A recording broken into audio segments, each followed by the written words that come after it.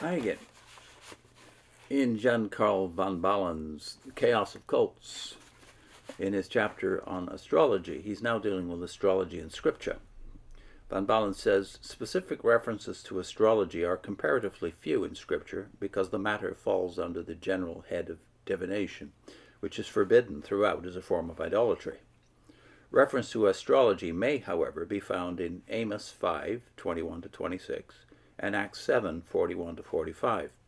In Amos, Chiun, that's the authorized version of the name, Chiun, and Rephan, meaning Saturn, or Moloch, the idol of the Ammonites and Phoenicians, was intimately connected with both the solar bull and the planet Saturn.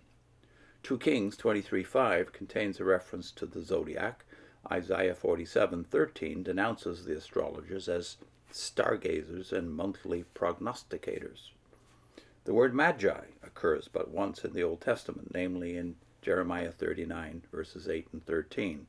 Rab Mag there, and twice in the New Testament where the Magi came to Bethlehem in Matthew chapter 2. And the name of Elymas is translated Magus. That's Acts 13:6 and 8. In Isaiah 14:12, Lucifer, that is, light-bearer, or the shining one, refers to Venus, and hence metaphorically to the king of Babylon.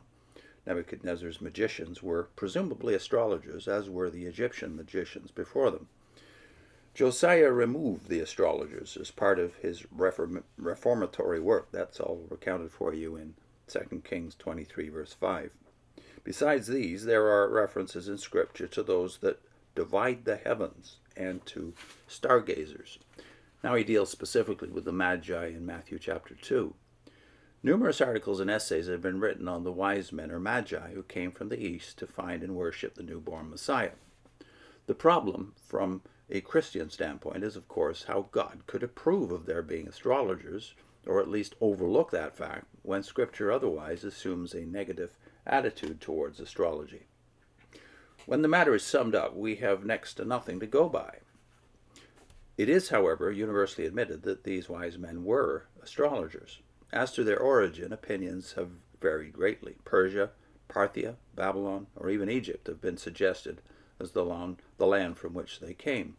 Tertullian suggested Arabia, for which he appealed to Psalm 72:10 and 15, and Isaiah 60, verse 6.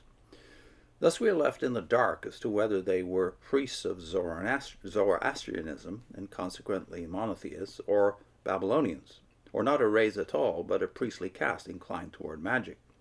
Again, whether the word Magi in Matthew 2 is used in the original favorable sense, which the word had in antiquity, or in its later unfavorable sense, we cannot determine.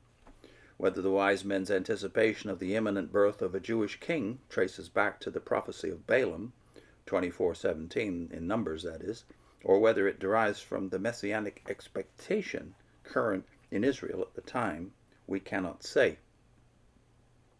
Regarding the nature of the sidereal phenomenon that prompted the wise men to travel to Palestine, and regarding the disappearing and reappearing star, numerous theories have been suggested, but are all hypothetical.